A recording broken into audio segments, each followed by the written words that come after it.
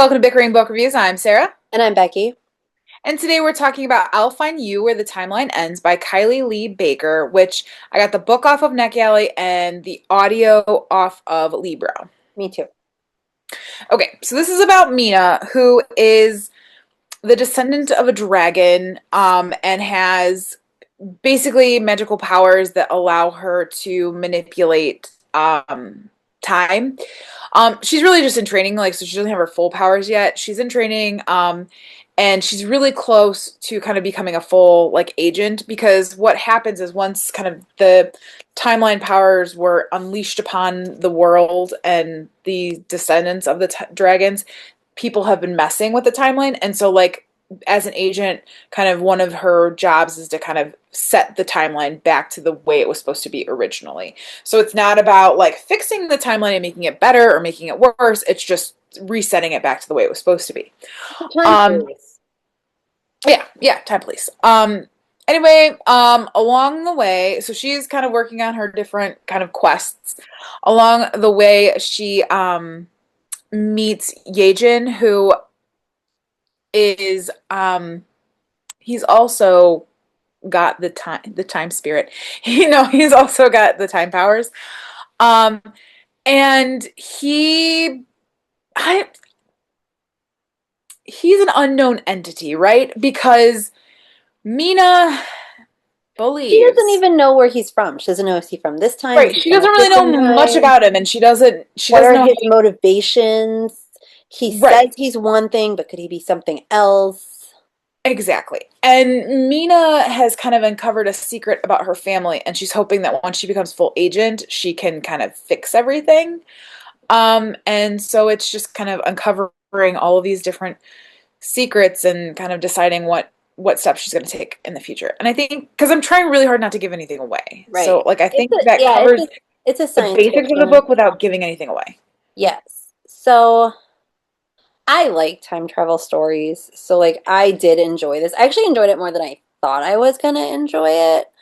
Um, but and See, I I don't like time travel stories, and I don't like the paradoxes and the like parallel universes and stuff. But this one navigated it really well, and it was really fun. I did enjoy it as well. Yeah, I will say like I did kind of feel like the conclusion felt very like rushed. Yes. Like we were at this very dire situation and like it would be kind of like you're like you were like watching a TV show and it went to commercial and instead of like actually having a whole other segment after the commercial, it's like and that's the end. I mean like I can't really explain it without giving it away. I like Yeah. I felt like I felt like the world was well developed. I felt like the parents' story would have been more interesting than her story, though. Yeah, and I think some of the motivations weren't as well kind of developed. Especially like the thing that kept throwing me is essentially Mina is trading tutoring for calculus so she can pass calculus to help this guy save the world. Like, and I feel like those are not the same thing. Like, that's not an equal trade-off. Well, and like I thought it was interesting the way that they did like the butterfly effect stuff, but like at the beginning, her mission was to get this boy to like her, and they never said why. Yeah, no, they didn't. I was thinking that, well, she had to get him to kiss her, right? Like, and so I'm thinking that the kiss had to mean something. But why? Yeah, no, they didn't say. So that was like everything they were, and that I kind of liked that they would be like, well, we have to do this because this causes this, and this causes this, Right. and this causes this. And like I thought the romance was okay. Like it wasn't Yeah, it was all right. wasn't super swoony. A lot of times in these like time travel books, like it's like cross time. There's actually Tamara Ireland Stone has one that's like a time travel book where like they fall in love and they're like literally from two different time periods. Um, I don't really have a lot to say about it. Like Yeah, I I don't really have enjoyed anything it. to I thought it moved say. quickly. I am one of those people though, I do way better with fantasy and science fiction and audio, so I don't know how well I would have done if I didn't get the audio. Um, I mean, See, like, and I don't know if the audio, like, because I was doing both, right? Like, and I don't necessarily know if I gravitated towards one or the other in this scenario. I don't it's know. I just guess the I just genre. kind of, maybe I wish that I knew more of the side characters Maybe better. that's it. Because, like, honestly, I will say, like, I finished it today and it didn't really leave a huge lasting impression.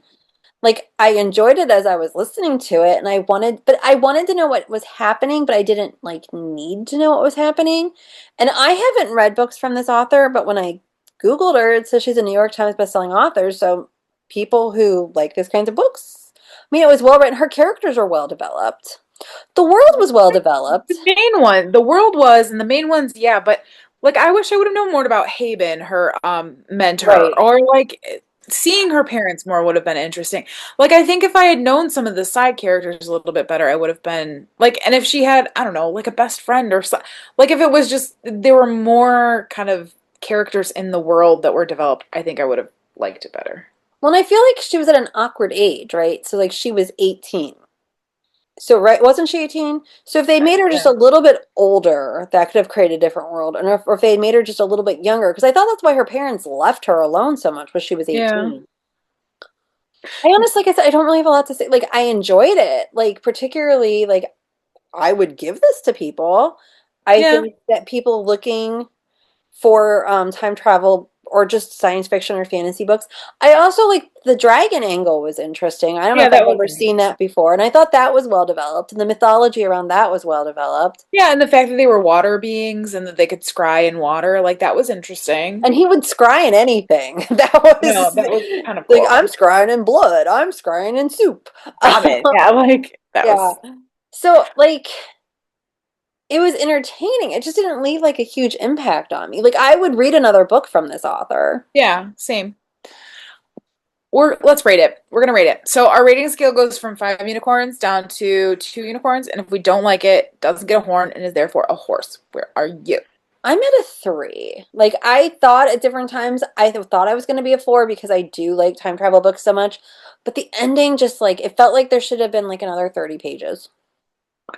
See, and I going into this was thinking like a 2.5. We don't do halves. So I'm gonna bump it up to a 3. Because my thing is like it really didn't leave an impression to me. Like I don't remember large swaths of it and I just finished it.